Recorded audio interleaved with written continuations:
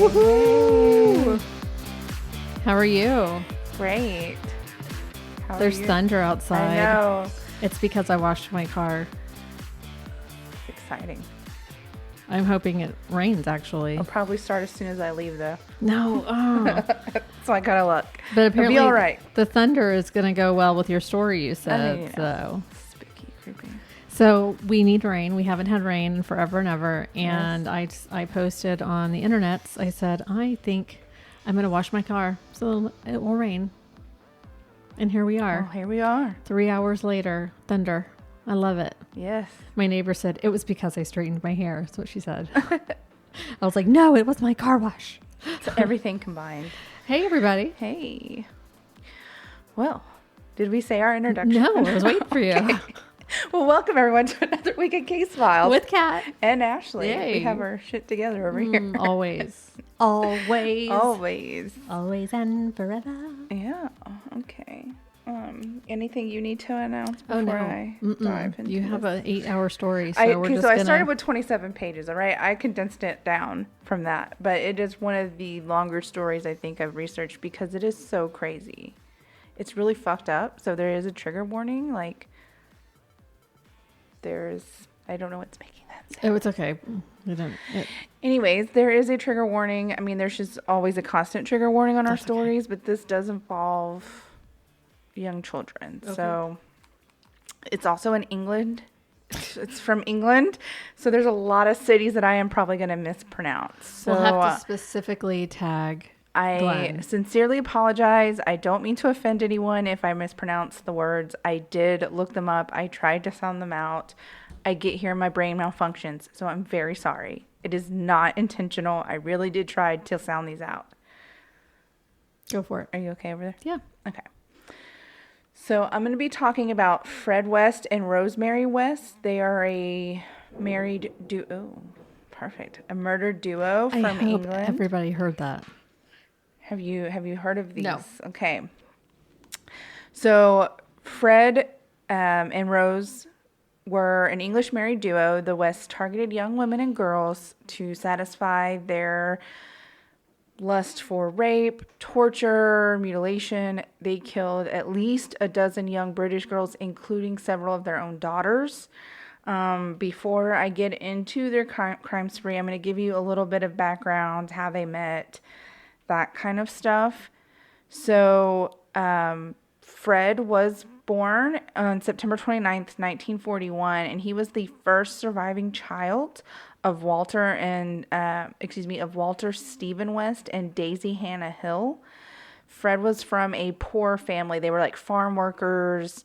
They were just very poor, but they were close-knit. And just like most of our serial killer stories, the father was very much of a disciplinarian, and the mother was very overprotective. And so in 1946, the family moved to Moorcourt Cottage, and it was a semi-detached building. It was adjacent to a farm, and this is where Fred's father worked as a milking herdsman and a harvest hand. The cottage had no electricity. It was just heated by like a log fire, and then by 1951, Fred's mother had given birth to 8 children, 6 of whom survived. So they were all living in this cottage with no electricity together in this little space. And in 1 year she gave birth? No, by 1951, not in 1 year. I mean, I think science would say that's... Well, octuplets. Oh, yeah, no. By 1951, she had given birth to 8 total children, 6 of whom survived. So there was 3 boys, 3 girls. Fred was said to always be his mother's favorite. All of the siblings had said that. He ended up leaving school in 1956 at the age of 15. He just wasn't, he didn't like school. He was very, he was described as very dim, like just not until he was more of a hands worker. Like he wanted to work on stuff. He didn't care about school. He would later claim that his mother introduced him to sex at the age of 12 and that he began engaging in acts of bestiality in his early teens, and that his belief that incest was normal and that idea stemmed from his father's incest with his sisters. Now, Fred's youngest brother, Doug, says all of that was false. He says that is not true. That did not happen. So I don't know if that's true or not, but Doug says it's all fake. Did the sisters ever say anything? I didn't see anything from the sisters.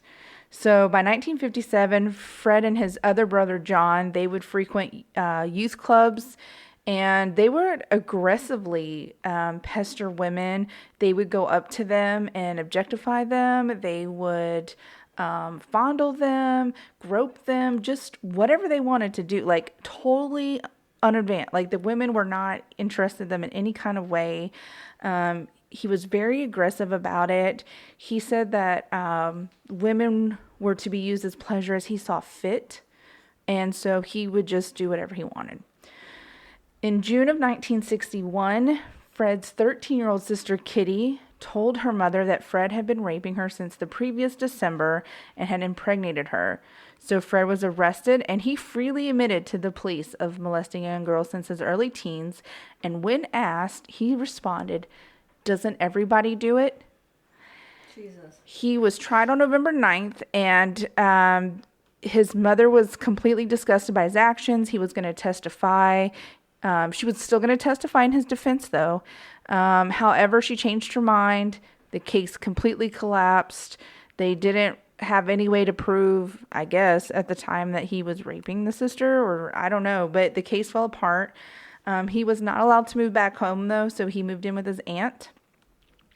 So after this, in 1962, he met Catherine, who goes by Rena, and he was 21 at the time. He first met her when she came to, she had come from Coatbridge, and they had met at a dance hall in 1960, and they dated for several months before she returned to Scotland. She ended up becoming pregnant from an Asian bus driver at the time of her marriage to Fred, and had relocated to England due to members of her family expressing their displeasure at her being pregnant with a mixed-race child.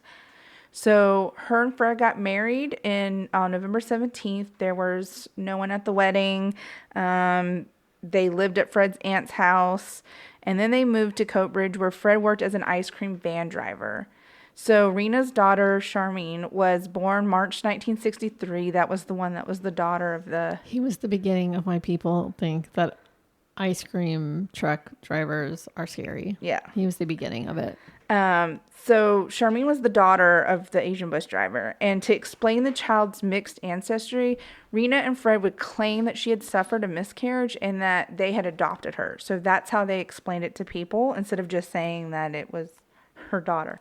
So shortly thereafter, the couple relocated, and like they moved away from that area. And in July 1964, Rena and Fred had a daughter together named Anna Marie.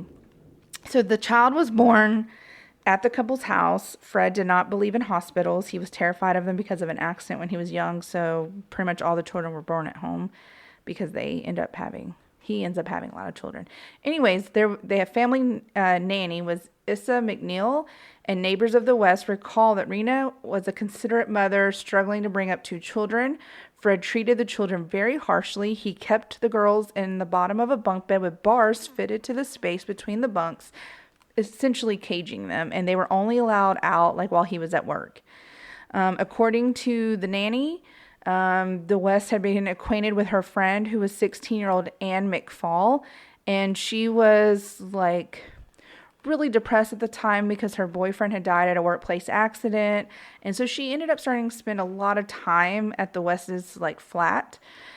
Fred would later admitted to having engaged in numerous affairs in the early years of his marriage and fathered at least one child that wasn't Rena's. And when Rena discovered her husband's infidelity, she began having an affair of her own with a man named John McLaughlin. And on one occasion, Fred discovered them together. He punched Rena, making her scream. And in response, McLaughlin punched Fred, who drew a knife and grazed McLaughlin's abdomen. So when punched by McLaughlin a second time, Fred stopped defending himself. And years later, in interviews, McLaughlin recollected the incident, saying he couldn't tackle a man, but he wasn't so slow in attacking women. Basically saying that Fred was afraid to fight men, but he was all about abusing women. So, anyways, there was another incident where Fred had beaten Rena, and it was very obvious. She had bruises and black eyes. McLaughlin extensively beat Fred after that. And in another incident, McLaughlin witnessed Charmaine, she was a little older than a toddler, asked Fred for an ice cream from his van, and in response, Fred struck her across the head, which caused another beating from McLaughlin. Why Rena didn't leave and just go with this other guy, I don't know. I don't know why this guy didn't report him, but that's that. And then on November 4th, 1965, Fred accidentally ran over and killed a small boy with his van. So he was cleared of any wrongdoing, but feared the hostile reaction and, by the locals, and he relied on them for living because he was the ice cream truck driver. So in December, he took the two daughters and they rented a caravan at the Timberland Caravan Park in Bishop's Cleeve, and Rena would join them in February of 1966. So McNeil, which was the nanny, and her friend McFall would come with them and live. They all were living together at this point. So it was the children, Rena, Fred, the nanny's friend. Shortly after the move, Fred found employment. He was driving a delivery van for a slaughterhouse. By early 1966, he began to exhibit dominance and control over all three women. He was prone to violent mood swings. Rena and McNeil, they would typically bore the brunt of his fury. He started physically attacking his stepdaughter more than once. He also reported to have begun sexually abusing her and to have encouraged Rena to turn to prostitution to supplement his meager income. To escape Fred's domestic abuse and increasingly sadistic sexual demands, Rena did call McLaughlin and begged him to come rescue her, McNeil, and her children. Together, they devised a plan. He and McNeil's boyfriend, John Trotter, would secretly drive there in McLaughlin's car, and he would discreetly take Rena and the children back to Scotland. McFall, which was the friend of the nanny, had by this stage just become infatuated with Fred, and so she actually told Fred about the plan. So Fred shows up at the meeting time. There's an altercation that ensues. Fred was struck several times. He ended up keeping the two daughters. The police were called. However, they allowed McLaughlin, the other boyfriend, McNeil, and Rena to leave. And Fred threatened to kill Rena if he should ever see her. But for whatever reason, they let the children stay. So to ensure the well-being of the daughters, Rena would travel back and forth. Like, she would go from England to visit Charmaine and Anna Marie while they were living with Fred. And despite initially maintaining her friend with McFall, Rena soon began to resent her for the way she acted around her daughters. Like, she was acting like she was their mother. And so on October 11th, in an act of resentment, Rena stole some of the belongings from Fred's caravan and returned home. She was arrested the following month and returned to, she was arrested the following month and had to go face trial. So on November 29th, Rena was sentenced to 3 years probation, and Fred testified at the hearing and admitted that him and McFall were living together, but falsely claiming McFall intended to return to Scotland, which I don't really know why that mattered in the trial of this stuff, but it was a big deal. So anyways, letters McFall posted to her family and to McNeil between 1966 and 67 indicated she believed a relationship with Fred could offer her a better life, and she tried to persuade Fred to divorce Rena and marry her. So in July 1967, McFall, who was 18 at the time and 18 months pregnant with Fred's child, vanished. She was never reported missing, but her dismembered remains were found at the edge of a cornfield in June of 1994. Her limbs had been carefully disarticulated and many phalange bones were missing from her body that police later say they felt like that was kept as a trophy because it was such a weird thing to be missing, and that her unborn baby had been removed. They didn't say what happened to it, but anyways. Fred did deny that he killed her, but confided to one visitor following his arrest that he had stabbed her to death following an argument. This explanation was inconsistent with the fact that her wrists were found with sections of dressing gown cord wrapped around them, suggesting she had been restrained. The following month, Rena returned to live with Fred, and the couple relocated to the Lake House Caravan Park. So their relationship initially seemed to be improving. Rena was like not worried about the fact that Anna suddenly disappeared and then was found murdered. So yeah. The relationship seemed to be improving. Rena left the following year, again leaving the daughters in his care. So Fred, yeah. Sorry. Yeah, no. A little late. No. This whole story, Kevin should just be screaming. We have not even gotten to like the worst parts of this story. Fred first encountered Rosemary Letts, which she would go by Rose, in early of 1969, shortly after her 15th birthday. So he was like in his 20s, okay? The pair first met while waiting for the same bus, and Rose twice refused to go on a date with Fred, but did allow him to accompany her home. In their initial conversations, Fred quickly discovered that although Rose had never had a boyfriend, she was overtly promiscuous. He extracted a degree of sympathy from her by claiming he and his two daughters had been abandoned by his wife and that he wished for more children. Rose at this point began a relationship with Fred, becoming a frequent visitor to his caravan and a willing childminder, which is like a nanny, to Charmaine and Anna Marie, whom she noted were neglected and whom she initially treated with care and affection. On several occasions, in the early days of their courtship, Rose insisted that she and Fred take the girls out with them when they would like go on dates and stuff. Like she wanted to include them.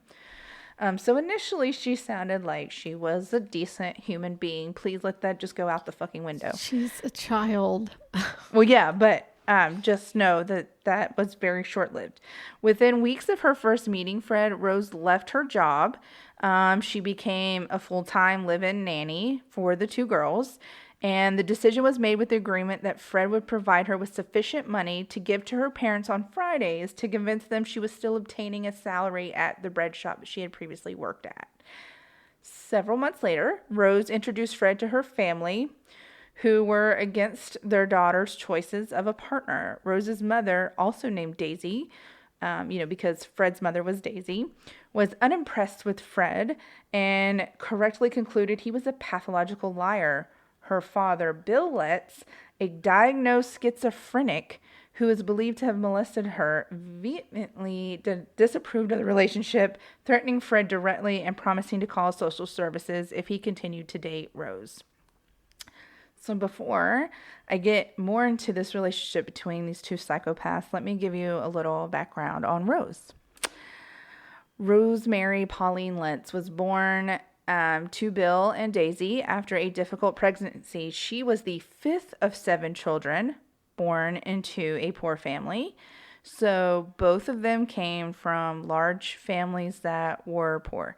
Rose's mom suffered from depression, and she was given convulsive therapy while she was pregnant with Rose. And then right after she was pregnant, and the doctors believe that the therapy, the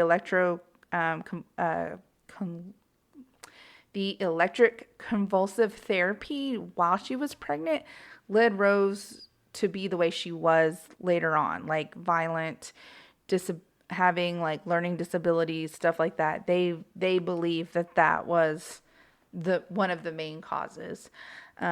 Rose's father, who suffered from paranoid schizophrenia, was also prone to extreme violence and would repeatedly sexually abuse Rose and her older sister Patricia. At the onset of puberty, though, Rose reportedly became fascinated with her body. She would deliberately parade naked or semi-naked around the house in the presence of her younger brother, Graham, who was born in 1957. And on numerous occasions at the age of 13, she would creep into his bedroom at night and molest him and her youngest brother, Gordon. So as you can tell, Rose and Fred are a fucking match made in hell. They both saw nothing wrong with incest at all, period. They thought it was just natural. So Rose's parents forbade their daughter from continuing to date Fred, but she defied their wishes, prompting them to visit social services to explain that their 15-year-old daughter was dating an older man and that they had heard rumors that she had begun to engage in prostitution. In response, Rose was placed in a home for troubled teenagers in August of 1969 and only allowed to leave under controlled conditions. When allowed to return home to visit her parents at weekends, Rose almost always just took that opportunity to visit Fred instead. On her 16th birthday, she left the troubled home altogether. She returned to her parents. Fred at the time was serving a 30-day sentence for theft. Upon Fred's release, Rose left her parents' home to move to a flat that Fred lived in. Shortly thereafter, Fred collected Charmaine and Anne-Marie from social services. Bill Letts made one final effort to prevent his daughter from seeing Fred, and Rose was examined by a police surgeon in February of 1970, who confirmed she was pregnant. In response, Rose was again placed into care, but was discharged on March 6th on the understanding she would terminate her pregnancy and return to her family. Instead, that is not what Rose did. Rose opted to live with Fred, resulting in her father forbidding his daughter from ever setting foot in his household again. 3 months later, the couple moved from that flat and relocated to the ground floor flat of a 2-story house in Midland Road. On October 17th, 1970, Rose gave birth to their first child, a daughter they named Heather Ann. Speculations remain that Heather may have been sired by Rose's own father. So that's up for debate. But 2 months later, Fred was imprisoned for theft of car tires. He remained imprisoned until June 24th. As he served this 6.5-month sentence, Rose, having just turned 17, looked after the 3 girls, with Charmaine and Anna-Marie being told to refer to Rose as their mother. So according to Anne-Marie, she and Charmaine were frequently subjected to criticism, beatings, other forms of punishment from Rose. Although Anna-Marie was generally submissive and prone to display emotion in response to the physical and mental hardships, Charmaine repeatedly infuriated Rose by her stoic refusal to either cry or display any sign of grief or servitude, no matter how severely she was physically beaten. So despite all of the years of neglect and abuse, Charmaine's spirit had not been broken, and she talked wistfully to Anna-Marie of the belief she said that their mom would come back and save them. Anna-Marie later recollected her sister repeatedly antagonized Rose by making statements such as, "My real mommy wouldn't swear or shout at us," which, that did not go over very well. So a childhood friend of Charmaine's named Tracy Giles had lived in the upper flat of 25 Midland Road and would later recollect an incident in when she entered the West's flat unannounced. She saw Charmaine naked, standing on a chair, gagged, with her hands bound behind her back with a belt, as Rose stood alongside the child with a large wooden spoon in her hand. According to the friend, Charmaine had been calm and unconcerned, while Anna-Marie had been standing by the door with a blank expression on her face. Hospital records reveal Charmaine had received treatment for severe puncture wounds to her left ankle. On March 28th, 1971, the incident was explained by Rose to have resulted from a household accident. Rose is believed to have killed Charmaine shortly before Fred's prison release date on June 24th.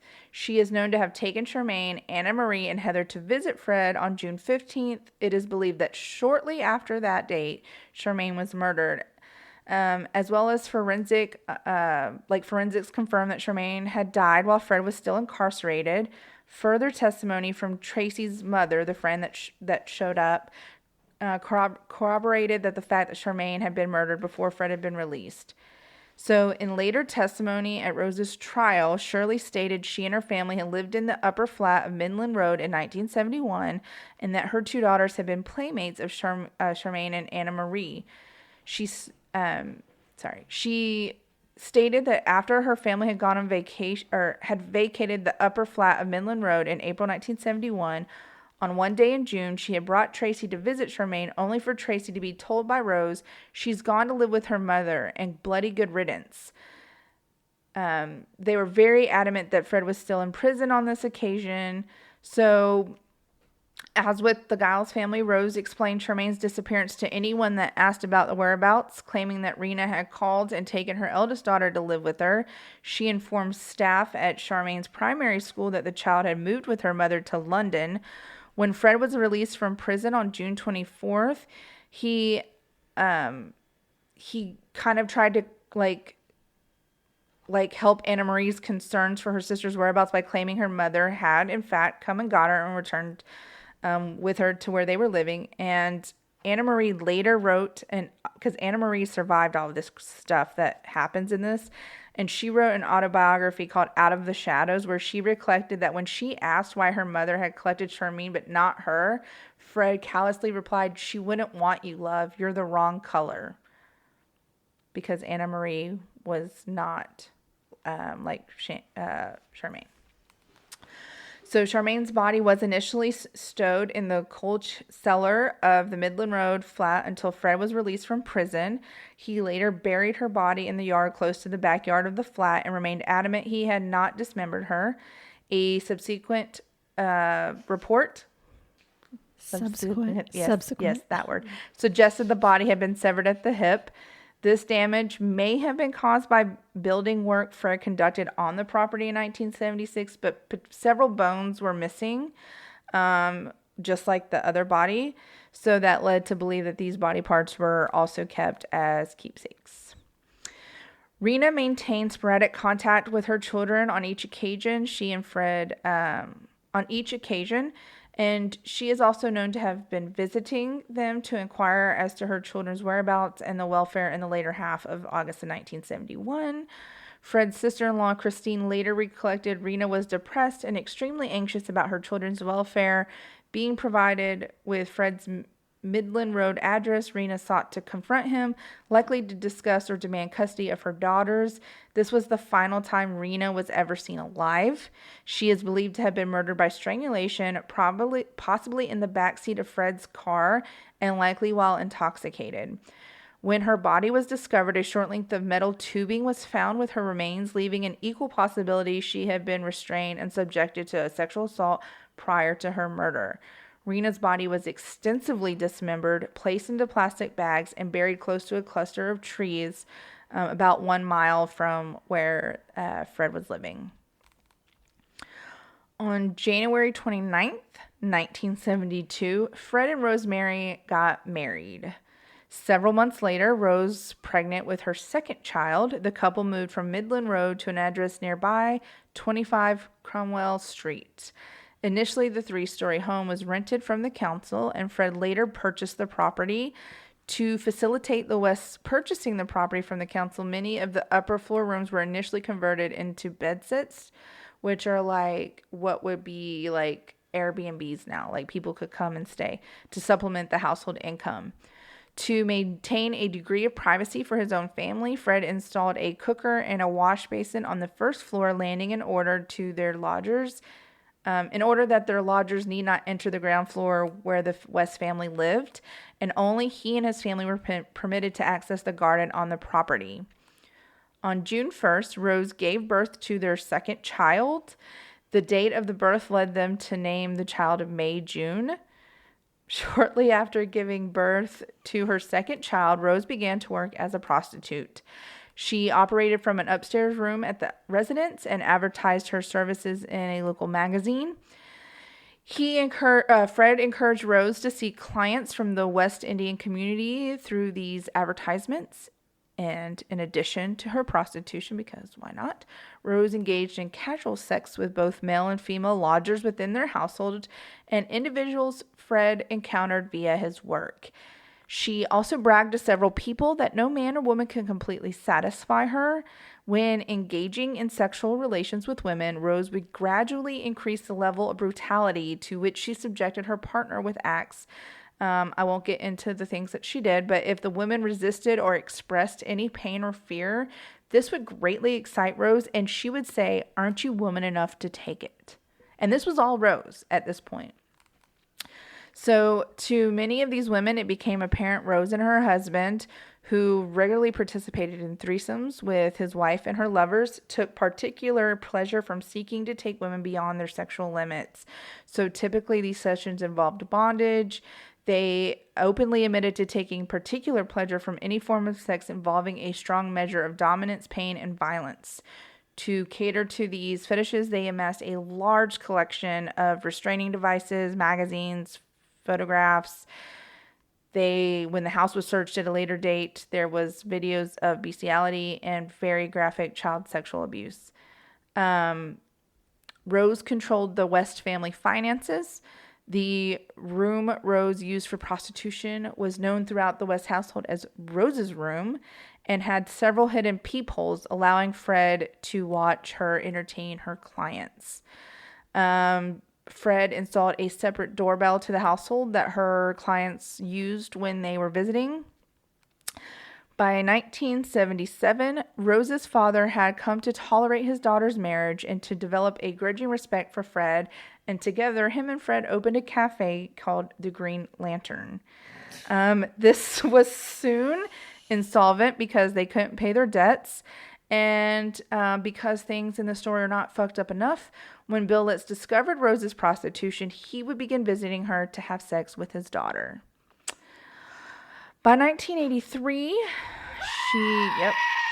Jesus Christ. Yep. By 1983, she had given birth to 8 children, at least 3 of whom were conceived by clients, and Fred willingly accepted these children as his own and falsely informed them the reason their skin was darker than that of their siblings was because his great-grandmother was a black woman. The children feared being the recipients of violence from their parents. They would get beat if they didn't do the chores. They weren't allowed to socialize unless their parents could see them. The vast majority of the abuse was inflicted by Rose, occasionally by Fred, but most of the abuse came from Rose. The violence was irrational and discreet. It was just inflicted for Rose's gratification.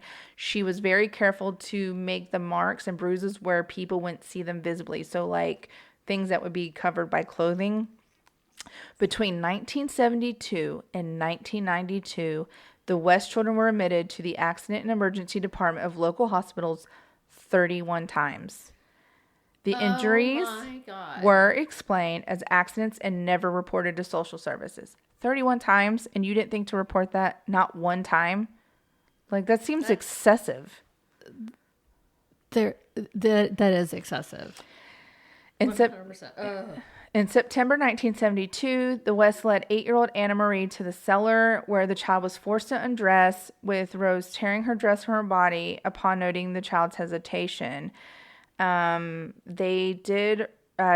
restrained her before Fred raped her with Rose's active encouragement. After the rape, Rose followed Anna Marie to the bathroom, handed her a towel, and said to the child, and I quote, "I'm sorry, everybody does it to every girl. It's a father's job. Don't worry and don't say anything to anybody." So, making it clear these sexual assaults would continue, Fred and Rose then threatened the child with severe beatings if they ever found out she told anyone about this abuse. Rose would continue to abuse Anna Marie herself and later took extreme gratification in degrading her with acts such as binding her to furniture, forcing her to perform household chores while wearing different devices. From the age of 13, Fred and Rose forced Anna Marie to prostitute herself within the household because they were afraid that Anna Marie would tell clients of her real age, because they were telling clients that she was 16. She was actually 13.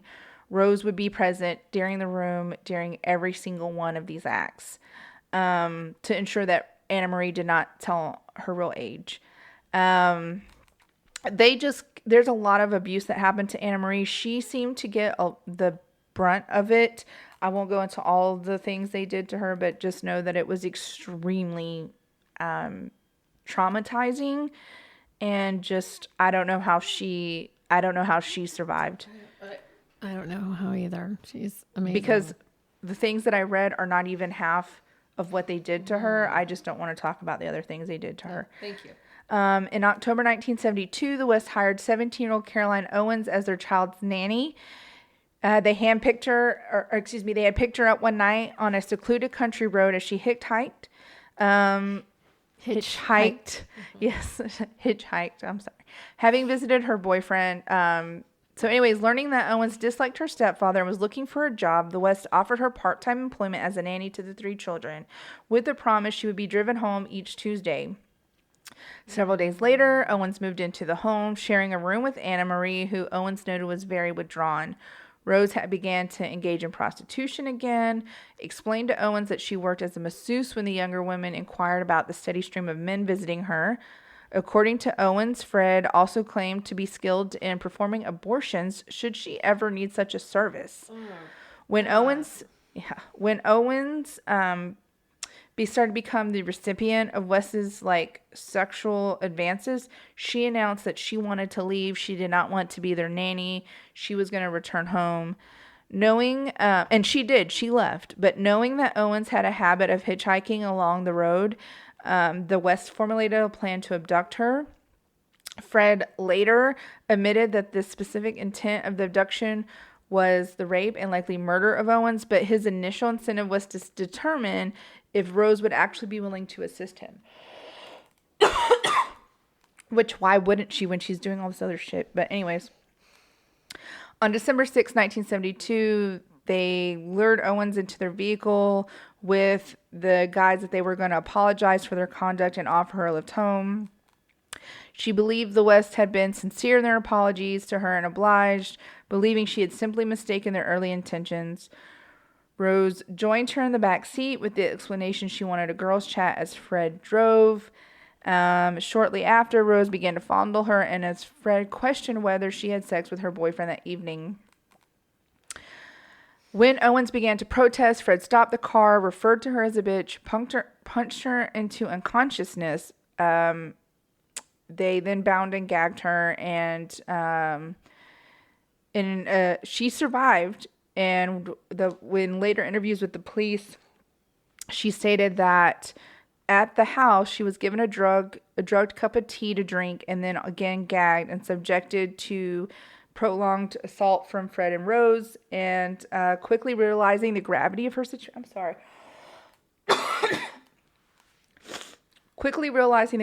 situation, she ceased resisting their assaults.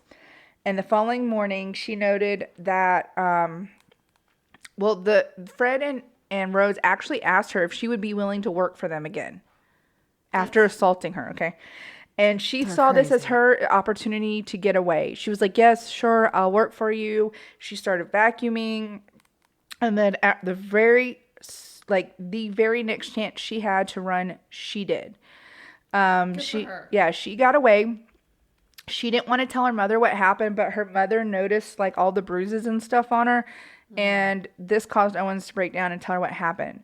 So Owens' mother immediately reported her daughter's ordeal to the police, and the Wests were arrested and charged with assault, indecent assault, actual bodily harm, and rape. The case was tried on January 12th, 1973, but by this date, Owens had decided she could not face trial, and all charges pertaining to her sexual abuse was dropped, and the West agreed to plead guilty to reduced charges of indecent assault and causing actual body harm. They were fined 50 pounds, and they were allowed to walk free. Damn. When Owens heard this news, she attempted suicide. 3 months after the assault trial, the couple committed their first known murder together. It was the victim, Linda, was a 19-year-old girl with whom they had become acquainted through a male lodger in early 1973. When her dismembered body was found, the jaw was completely wrapped in adhesive and surgical tape to silence her screams. There were 2 small tubes that had been inserted into her nasal cavities to allow breathing. Fred had concocted this thing out of wooden beams where he said he would support victims from the ceiling. He said in later interviews, he would say the purpose was for suspending his victims' bodies. He wanted them to hang from this thing. Again, missing parts of the body, bones, numerous finger bones. So weird. Yeah. So in later investigations, police concluded all the victims found in the cellar had been murdered at this location, and like Linda, each had been dismembered. 5 victims were murdered and buried in the cellar between November 1973 and April 1975. Damn. There was a bunch of other murders, and I'll talk about all the I'll say all the names of the victims later, but I'll spare you all the things they did to them. But just know more or less they were all the same. And when it was found out, the police determined that each victim had suffered more torture and just fucked up shit than the last. Like their anger was just, their torture, everything was just progressing.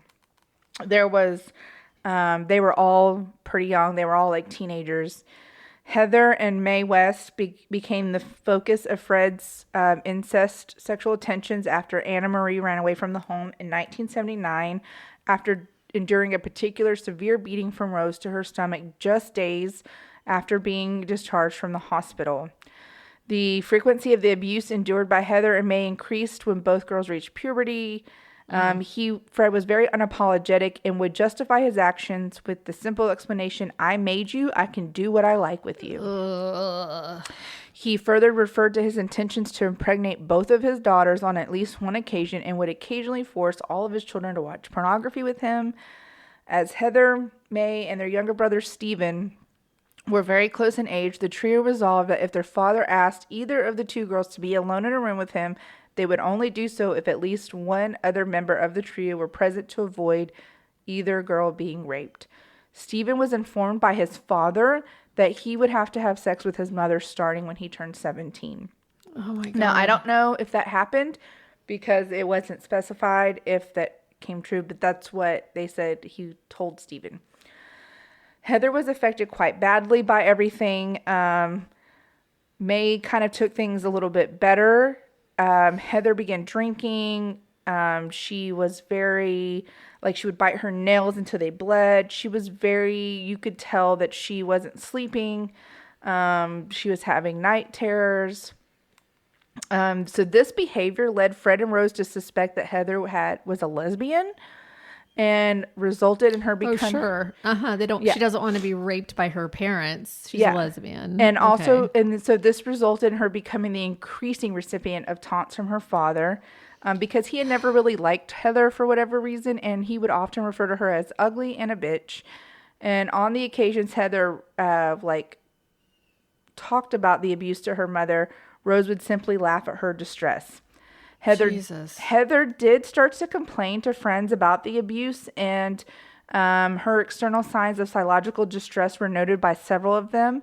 Staff at the secondary school, which Heather and her siblings attended, also were known to express concern as to why Heather refused to obey orders.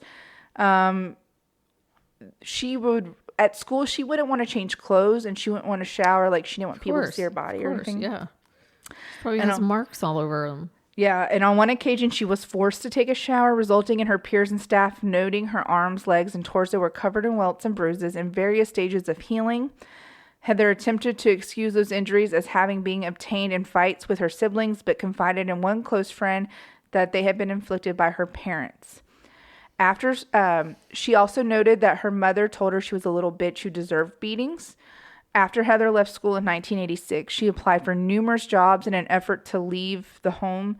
By June of the following year, she had pinned her hopes on escaping the household via obtaining a job as a cleaner at a holiday camp. She received notification that the application had been unsuccessful. In response, she crumbled into tears before her siblings, Mae and Stephen. The same evening, her whole family heard Heather sobbing as she attempted to sleep, and according to Mae, she cried all the way through the night. The following morning, however, on June 19th, Heather was back to her usual self, looking miserable, biting her nails. Her siblings left the house to go to school, but when they returned, they were informed that Heather had actually accepted the job and left the home. She did. However, Rose told any neighbors that she and Heather had a hell of a row and that Heather had run away from home. later, to answer the children's questions about why Heather failed to contact or visit them, the family claimed that, or the parents claimed that Heather had eloped with a lesbian lover. When May and Stephen suggested they reported Heather's disappearance to the police, Fred changed his story yet again, saying it was unwise to initiate a search for Heather as she was involved in credit card fraud. So over the years, Fred would occasionally joke and threaten the children that they would end up under the patio like Heather if they misbehaved. Jesus. Yeah. Heather's disappearance and the constant changing of the stories from Fred and Rose actually led to the police investigating. So because of all of the neighbors and the different stories in the schools, they were able to get a search warrant, and they were able to dig up the West's garden in February of 1994. They actually had another daughter that was named, it was 13-year-old Louise. I don't know if she was from another woman. It didn't say in any of my research, but she was also very abused by them. And he would actually film the abuse of Louise. But because of this, Louise confided in a friend that her father had done this, and that friend told her mother what happened, and in response to that, that mother of the friend called the police and reported them. So that's what led to the search warrant, in addition to the Heather's stuff missing. So on August 6th, the police searched the West household on the pretext of searching for stolen property. Numerous objects of sexual paraphernalia, including 99 pornographic videos of homemade sexual abuse, were discovered. Police did not find the video depicting the rape of Fred's daughter. The 13-year-old made a full statement, though, describing her father's actions. All of the children in the household were placed in foster care the following day. Medical examinations revealed evidence of both physical and sexual abuse. The West children also said their mother had inflicted most of the physical abuse. They told them about the joke about Heather being buried under the patio. At this point, police began a full-scale investigation leading to Fred being charged with 3 counts of rape with Rose as an accomplice. She was also charged with child cruelty, inciting her husband to engage in sex with their daughter, and obstructing the police. They were questioned as to whereabouts of their eldest daughter, and although Fred claimed Heather was alive and well, Rose initially claimed to have no knowledge of Heather's whereabouts or why she had left the home.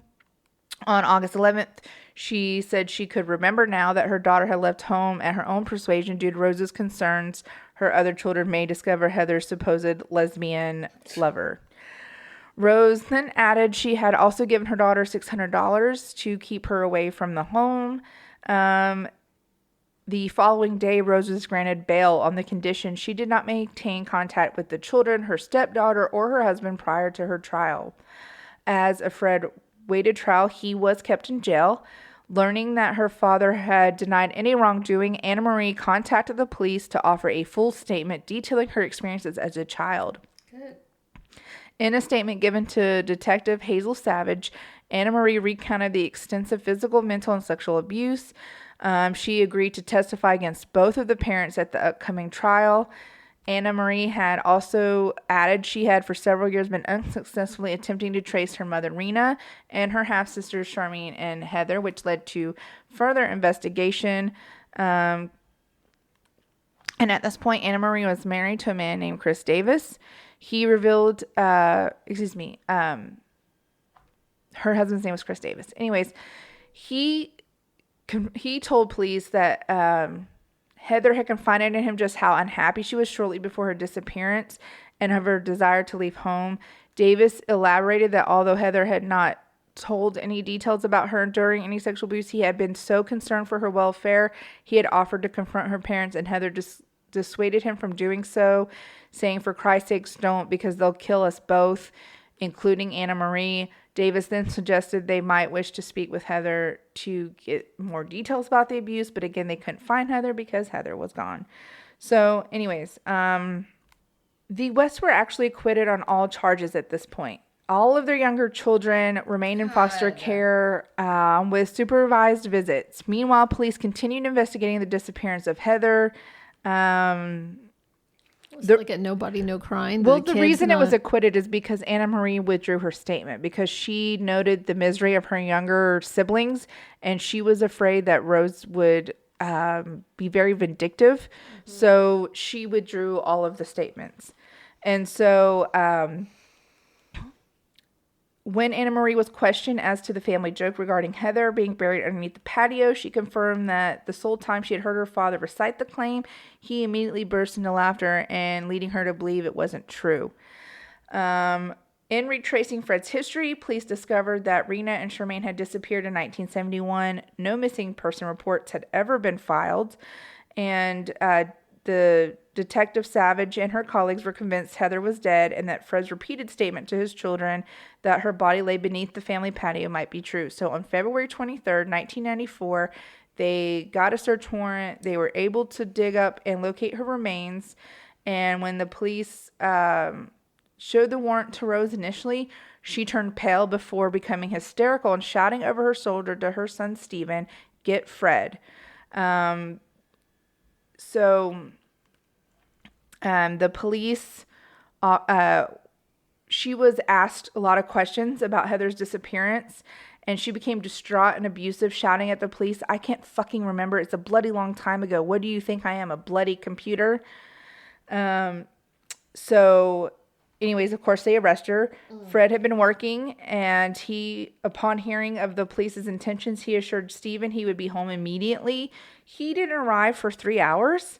And he informed his family of his intention of voluntarily offering a witness statement to the police regarding his daughter's whereabouts. Despite Fred's insistence on the statement that Heather had been alive and well and was involved in a drug cartel now, that the claims he and his wife had made as to Heather being buried beneath the family were just simply rubbish. So that evening, with the search team having left their premises and a uniformed officer remaining at the house to guard the site, May and Stephen observed their parents talking in hushed tones. In the early hours of the following morning, as his son Stephen was about to leave for work, Fred informed him, "Look, son, look after mom and sell the house. I've done something really bad. I want you to go to the papers and tell them it was all me. Make as much money as you can." Shortly thereafter, police returned to continue their search for Heather. They did find Heather's body. Fred was arrested. At 11:15, he was formally admitted to the police. He indeed killed his daughter. He confessed that, he had killed all... He basically took the blame for all of the murders. He said that it was all him. It wasn't Rose. He did it all by himself. So that's love right there. Yeah, taking the blame. Having discovered they discovered 3 other remains in the garden, and so like I said, he took the blame. Rose was placed into a safe house in a nearby town as police continued searching for more bodies. Informed of this fact and the formal interviews conducted by the investigative team lasting up to 16 hours each day, persistent questioning about the whereabouts of Rena and Charmaine, Fred authorized his lawyer to pass a note to the superintendent, and he basically confessed to 9 more killings. They didn't find bodies, but he confessed to them. Questioned further as to his claims, Fred calmly explained that there were another 5 bodies buried in his cellar and a 6th body beneath the ground floor bathroom. He claimed that many of these were hitchhikers or girls he had murdered in the 70s after picking them up at bus stops. They ended up finding 6 bodies in addition to Heather's body. All of them had been severely mutilated, missing parts of their bones, again, for trophies. Despite Fred's insistence that his wife had no knowledge of any of the murders, investigators suspected otherwise. Rose was arrested on April 20th, 1994. By May 6th, Fred and Rose were jointly charged with 5 counts of murder. Rose denied everything. She insisted she was innocent through all of it. Fred confessed to all of the murders. He was put on a suicide watch. His cell was to be checked every 15 minutes.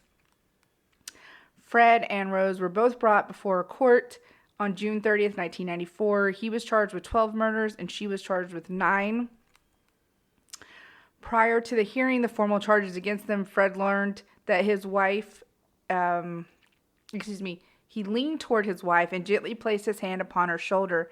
In response, Rose ignored his presence, visibly winced in discomfort, like trying to make it seem like she was another victim of him. Oh, like, Yeah, like she was innocent. She didn't know about any of the things that were happening. As police attempted to lead Fred from the hearing, he resisted their efforts and again attempted to move towards Rose, who again winced and attempted to move away from his grasp. Immediately after the court appearance, Fred was rearrested on suspicion of murdering Anne McFall, whose body had been found after the initial other bodies had been found. He was formally charged for her murder on July 3rd. which one was this? Anna McFall was the friend of the nanny. Friend of the nanny. Okay. So he was held in prison, and Fred became increasingly depressed. This became worse after Rose's public rejection of him. She refused his letters. She reports leaked to the press in which Rose had assumed the role of a grieving mother who had lost a daughter and a stepdaughter to her husband, and in which she declared both her innocence of murder and her hatred of him. So Fred pleaded with Stephen and Anna Marie, because they were actually visiting him in prison, I don't know why, to convey to Rose that he loved her, but Rose never acknowledged this. So this made Fred withdraw all of his confessions to having acted alone in the murders and instead accuse his wife of almost total responsibility in all of the murders to which he had been charged, excluding that of Anna McFall, which he claimed he did commit. He said that actually his first wife, Rena, had been the one that killed Anna. So at pretrial proceedings in February, Rose pleaded not guilty to all 10 charges. She did get charged. So in his opening statement, it was portrayed like they portrayed the West as sex-obsessed murderers, terming the bodies discovered at the house as secrets more terrible than words can express.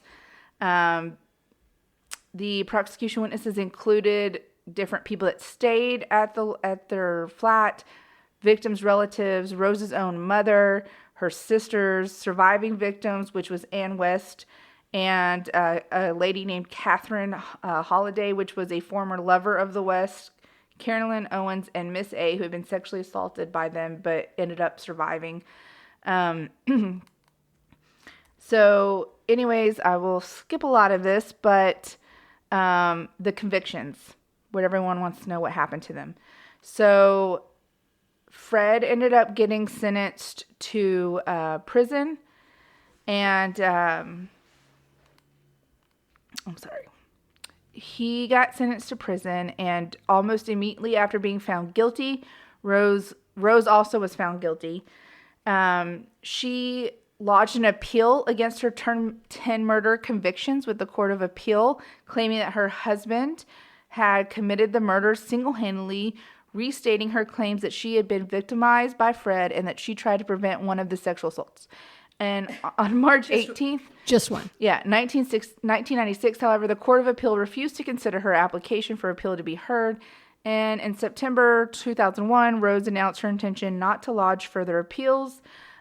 She did say she was still innocent, and it was reported at the time that serial killer Jonah Dennehy had threatened to kill West, and that was the reason why Rose had tried to appeal, because she wanted out of prison. She was being threatened by people. Wow. Wow. Yeah. According to a documentary, Rose was actually housed with Myra Hindley. If you don't know who that is, that's another serial killer in England, very similar. I know her. Yeah. Her and her boyfriend also raped and murdered children, so they were like BFFs in prison. They bonded over their similarities, but then they became prison rivals because they were fighting to be prison royalty. So at this point, the suicide watch had been relaxed on Fred West, and he did hang himself. So Fred West is no longer alive. He killed himself because that's the coward way in prison. He did leave a suicide note that said, "In loving memory, Fred West, Rose West, rest in peace where no shadow falls. In perfect peace, he waits for Rose, his wife." Yuck. Yeah. And so again, he committed suicide. Rose is still in prison. The children are all just like messed up. So hold on, let me find that part real quick. So 2 weeks after Anna Marie delivered her testimony against her stepmother in 1995, she attempted suicide. She attempted again in 1999. When asked at the trial why she had not spoken against them, she said that she was a child and she was afraid of her parents, but they were all that she had. Stephen West, the brother, also made a suicide attempt in 2002 by attempting to hang himself. In 2004, he was jailed for 9 months for having unlawful sex with a 14-year-old girl as a direct result of an investigation. It was found out he had done that multiple times. Fred's younger brother, John, hanged himself.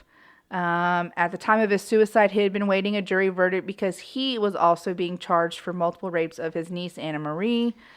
In March 1996, Rose announced her intentions to appeal. Of course, that did not go well. Both of Rose's oldest biological children, Anna Marie, initially visited her, but they no longer do. In 2004, one of the West's youngest children, Barry, claimed to have witnessed the murder of his sister, Heather. According to Barry, this happened multiple times. He ended up taking his own life through a suspected drug overdose in October 2020. After 30 years in jail, Rose is still pleading total innocence. Her lawyer has pleaded with her to get final redemption by confessing because she will be 70 in November.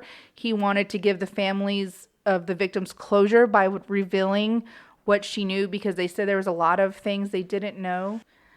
So she had claimed about everything. The only confession she ever made to this date was that she was convicted, that she admitted that her daughter Anna Marie, everything that Anna Marie had said was true, and that she was abused by her own dad. So the victims real quick, and then I'll be done. November 4th, 1965 was Michael O'Keefe. That's the little boy that he accidentally ran over with the ice cream truck. July 1967 was Anna McFall. She was 18. January 5th, 1968, Mary. She was 15. 1971 and June 20th, that was Charmaine West. August 1971, Reno West was 27. December 1972, Carolyn Owens was 17. 1973, April 19th, Linda was 19. November 10th, Carol Cooper was 15. December 27th, Lucy Parrington was 21. 1974, April 15th was Teresa. She was 21. November 14th was Shirley. She was 15. April 12th, 1975 was Juanita Mott. She was 18. May 10th, 1978 was Shirley Robinson, who was 18, and she was also pregnant at the time. August 5th, 1979 was Allison Chambers. She was 16. And June 1987 was Heather Ann West. She was 16. Unfortunately, there are many unnamed and unknown victims. If for whatever reason you want to learn more about these disgusting human beings, you want to listen to the parts that I cut out because I did cut out a bunch. I left out a bunch of the horrible fucking details. There's a miniseries called Fred and Rose, The West Murders on Amazon. There's a free audiobook called Fred and Rose, The Full Story of Fred and Rose West and The House of Horrors. And there's also a documentary called Fred and Rose West, Love and Murder. And so that is the end of this horrible fucking story. I didn't like that one. I know. You got to put a lot of trigger warnings in there. That was a lot. Yeah. And I cut out a lot. They did some awful that was a lot. Fucking things. You need to put it like in the... Yeah, I will. That was a lot. I was like immediately like sick to my stomach. That was fucking gross. That's probably my least favorite story we've ever done. That's gotta be. The fact that there are human beings that can do this and find each other and then do it to it's so mind blowing to me. Like that, there's even people like this that can just walk this planet. She was worse. Yeah, She was younger and worse. Yeah. She did a lot of the abuse. She encouraged him. She encouraged Fred, and she admitted to that. She encouraged Fred to do a lot of what he did.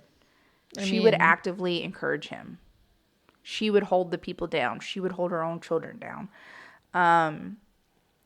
So, like I said... So none of their sons survived? Most of the children committed suicide. And then his siblings? One of his brothers committed suicide. I don't know what happened to the other one. The one that said he was a liar, it never mentioned him again. So I don't know what happened to him. Ugh. As far as Anna Marie, like, she did survive. She wrote a biography. May survived. She wrote a biography. But the sons are all they both killed themselves. So thank you. Fred killed himself. Rose is still in jail. She's about to turn 70. Or she just turned 70. Fuck that bitch. Yeah. I'm not saying I'm going to do a happier story, but I just might. Well, I promise that the next stories I have, because I did for once fill out the sheet, are not like this. They are not this awful. Yeah. When I saw this, I was just like, how could this even be real? Right. And you need to know that your children are not safe, because a lot of the children in this were children who ran away from home, or they were hitchhiking, or being unsupervised. Obviously you can't supervise your children all the time. And I'm not saying it's the parents' fault. I'm just saying a lot of these children were being unsupervised, or they were, like I said, hitchhiking, just out there, runaways. There were so many failures in so many different areas. Yeah. In the ER, 31 visits. The schools, the social services. the courts, social services. How the police allowed Rhea and the nanny to leave, but left the children. Did they not go inside and see the cage that was the bed? I just don't understand. And social services had control of Heather and Charmaine on several occasions, because when Fred would go to jail. Well, between Fred's first wife and Rosemary, like before he started with Rosemary, anytime he didn't have a woman in his life, he would just send the kids to social services. He would just send them off and then go get them. And not one time did social services like, maybe this is weird. So anyways, I'm sorry, guys. Yeah, that was rough. This is probably the one time I'm going to say we may not get a lot of listens on this one. This was rough. That's a rough one. That was hard to hear. That was hard to listen to. And I know it's like real. Like, this is what we do. We do true crime. But that one was unnecessarily. It's all unnecessary. I'll be honest. That was fucking evil. When I first started researching it, I did not realize how bad it was until you're like, oh my god, it keeps going. Yeah, it just keeps going. It kept getting worse, and I was like, whoa. But Rhea didn't kill any kids. Rena killed Anna. According to Fred, Rena killed Anna McFall, the friend of the nanny, because she got pregnant with Fred's baby, and she was acting as a mother to her children, and like. But then to also dismember and take the same bones. She did reconnect with him and move back in right after Anna suddenly vanished. So I'm just saying it is possible that she was died involved. Too. Yeah. I'm not saying she did do it. I'm just saying it's possible she was involved. They're all crazy in this story and all fucked up. I mean, she left her children with him, so. Well, she's not innocent. She was also feared for her own life. Yeah. And you gotta. Yeah. I mean, you can't blame her for leaving. Well, I don't blame her for leaving. The cops also cannot imagine leaving the children behind. Like the police leaving the children behind. Social services leaving. Like, how did they? The mother of the children is desperately trying to escape, and you're like, oh, this is a perfect home for the children. Like, I don't know. It's weird. Sometimes you have to leave.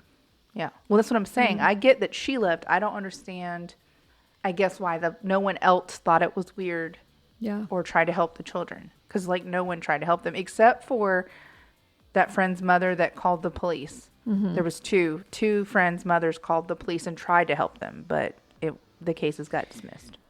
Come on, cops. Come on, man. Come on, man. Well, on this high note, I love all you guys. we love you guys. This is so depressing. I got my kids like laughing and giggling in the other room, and I'm just like, oh, God, it's just The children laughed really adds to the soundtrack. just really does. Like, just creepy and blah. Would it help if I say I think I have a fun surprise for our listeners that doesn't involve murder or trauma? Right now, you're going to do it? Okay, well, I'll try to explain it, and I'll put it on Facebook. So there's this lady that I order artwork prints from. Yeah. And I'll post a picture of the ones I have. I ordered 10 of them, and she sent them. I didn't get them. She resent it, and then I got both packages. Oh. And I was going to send the 10 back, and she's like, no, gift them and just tell people about my art. And so there's different themes. Like I have a bunch of different ones. I'll post them, but I'll give the 10 away to a listener. I just have to figure out how I'll choose who to give that to, but they're really cool prints. Now she's gonna have to figure out how to. They're really, really cool artwork. There's different That's horror neat. theme. There's different shows. Like they're not all horror themed, but they're really cool, and they're little. You can fit them in like little 4x6 frames. I'll tell you where I got the frames. So anyways, we'll figure out how to do that. But anyways, be looking for that. Yay. All right. Well, okay. So until next week, there's so many things to tell you not to do, but just be kind. Just be kind to one another. See something, say something, and come on. Don't fail our children. Don't fail the kids. All right. We'll see you next week. Bye.